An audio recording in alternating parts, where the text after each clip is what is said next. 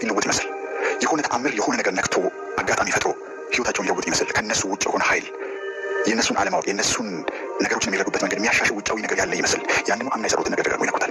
እኔ በነገራችን ላይ በየመንደር ውስጥ ያለ በመንግስት ተቋማት ውስጥ ያለ ቢሊዮን የሚቆጠር ገንዘብ በሚመራቸው የንግድ ድርጅቶች ውስጥ ያለ ምን የሌለ ቦታ አለ። ሰዎች የአምናው መንገድ እየተከተሉ አዲስ ለውጥ ይፈልጋሉ። ቆይ የአምናው መንገድ ካልሰራለት አንድ ሰው ይህ ካቻምናው መንገድ ካልሰራለት የዛሬ 4 ዓመት የዛሬ 5 ዓመት መንገድ ካልሰራለት ለምን ቆም ብሎ አሁን እየሰራ ያለው ነገር ገጥቶ ምንድን ነው የሆንኩት? ለምንድን ነው መለወጥ ያልቻልኩት? በእኔ አሰራር ውስጥ እኔ ነገሮችን በማድረግበት መንገድ ውስጥ ምናልባት ትክክል ያልሆነ መንገድ ይኖር ይሆን?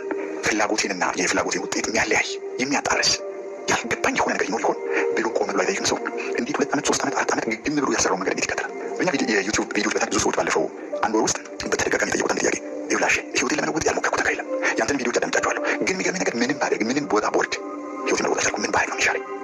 የእውነት አሁን አንተ ሰው ህይወትን እንዴት አድርገህ እንደምትለውጥ መንገድ ባሳየህ እርግጠኛ የሆነ ልክ ምንም እንደማለት መሰለህ 2 እና 2 ተደምረው 4 የመሆናቸውን ያህል እርግጠኛ መንገድ ብነግርህ ገፈት ተገብረዋለህ። ኦኬ ላሳየህ በህይወቴ ውስጥ የሰራልኝ እንደሚሰራ እርግጠኛ የሆንኩበትን ይህንንም ደግሞ ከኔ ውጭ ላሉ ሰዎች ሳስተላልፍ በከፍተኛ ኃላፊነትና ፍርሃት በመንቀጥቀጥ ሆኜ እርግጠኝነቴን ለማረጋገጥ በገዛ ህሊናዬ ውስጥ አውጥቼ አውጄ እርግጠኛ የሆንኩበትን ነገር ብነግርህ የእውነት ታደርገዋለህ ወይ? የምታደርገው ከሆነ ከአሁን ጀምሬ ልነግርህ እችላለሁ። በ30 ደቂቃ ውስጥ ወይም ከ30 ደቂቃ በታች በሚወስድ ጊዜ ላለፉት 14 ዓመታት ከህይወት የተማርኳቸው በመውጣት በመውረድ ከሌሎች ሰዎች መጽሐፍ ይቻላል ሳደርገው እምቢ ሲለኝ ስሞክረው እምቢ ሲለኝ ቁጭ ብዬ ወደ መረዳት ወደ ማስተዋል ስመጣ የገቡኝን ስተገብራቸው አንድ ጊዜ ያለን ደጋግመው ውጤት ያመጡልኝ መንገዶች ብነግርህ ታደርገዋለህ ወይ? ተስፋ አደርጋለሁ። አዎ አደርገዋለሁ እንደምትለኝ ይሄን ልውሰድና አንድ ቀን ጀምር። ከሌቭል 0 ጀምር። ከሌቭል 0 ማለት ቅድመ ሁኔታ 0 ላይ አሁን ቀጥዬ የምነግርህ ቅድመ ሁኔታ ቀጥዬ ላወራ ላሰብኳቸው ነገሮች የግድ የሚያስፈልግ አንድ ነገር ልንገርህ። የመጀመሪያው መነሻ ቦታ እንዲህ አይነት ጥያቄ ለመጠየቅ ሰው የመጀመሪያው መነሻ ቦታ አሁን ነገሮችን እየሰራህበት ባለው መንገድ ውጤት ለማምጣት መጣርን እግፍ አድርግናተው እግፍ አድርገው 4-5 ዓመት በተከታታይ ጉልበቱ አልቀረልህም። የምትፈልገው ውጤት አልመጣም።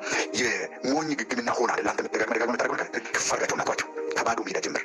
እርግጠኛ ሆኜ እነግርሃለሁ ያንተን መላ እስካሁን የተከተልከውን መንገድ ውጤት ያላመጣልህን ግን ደግሞ ያስማጠህን ያስጣርህን ያስለፋህን መንገድ ተወውና ቀጥዬ ከምነግርህ ነገር ጀምር። ቀላል መተግበር የሚችሉ ማንም ሰው መነሻ ካፒታል ሳይጠይቅ አዲስ ትምህርት ሳይጠይቅ የብዙ ዓመታት ልምድ ሳይጠይቅ ካለበት ሁኔታ ሊጀምራቸው የሚችላቸው ልታመካኝ ማትችልባቸውን 4 ነጥቦች አስቀምጥልሃለሁ። አዩ ዊሊንግ ቱ ዱ ኢት? አውቃል። ግን ከመጀመሪያው ጀምር።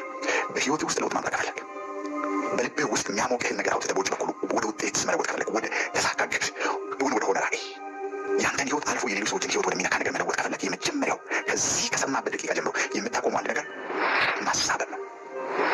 መጀመሪያ ማሳበብ ምን ማለት እንደሆነ ነገር በደመ ነፍስ እንዴት አይነት መረዳት ያላቸው ሰዎች እንደሚያሳብቡ ነገር ላይ ላዩን ስታየው ትክክለኛ ነገሮችን የመተንተኛ መንገድ ይመስላል ማሳበብ ላይ ላዩን ለሚያይ ሰው። በደመ ነፍስ ግን የሚያሳብበው ሰው እያሳበበ ባለበት ሰዓት በውስጥ በኩል ያን የሚነዳው ደመ ነፍሳዊ ፓተርን ምን እንደሚመስል አሳይ።